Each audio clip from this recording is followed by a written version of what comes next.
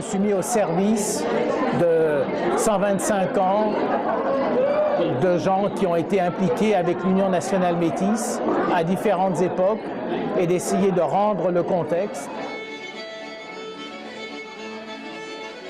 Bien, dans les premiers temps, il faut se replonger dans les lendemains de cet assassinat politique en 1885 qui est la pendaison de Louis Riel. C'est vécu par ses proches, ses amis, sa famille comme un scandale, comme une honte, une tragédie.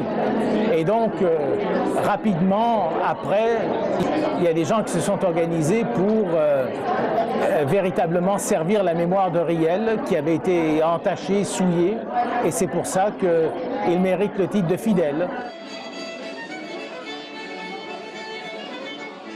Je pense qu'en lisant ce livre, les Métis vont se trouver dans une situation où ce sera inévitable pour eux d'être fiers de leur histoire, d'être fiers de leurs ancêtres, d'être fiers de ce qu'ont fait des gens qui n'avaient pas souvent les grands moyens, qui n'avaient pas les grands sous, mais qui avaient une conviction profonde de qui ils étaient.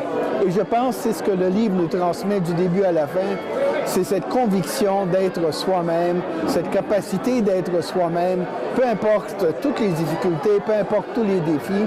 Et je pense que tout Métis, et même, je dirais, tout Manitobain, tout Canadien, peut trouver une source de fierté dans l'histoire qui est racontée dans ce livre de Bernard Bockel.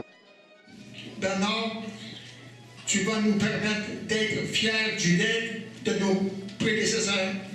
Nous avons du chemin à faire pour évaluer leur contribution, mais nous acceptons ce défi.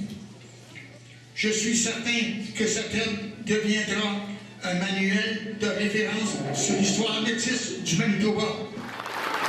Merci d'être venu. Je suis très ému.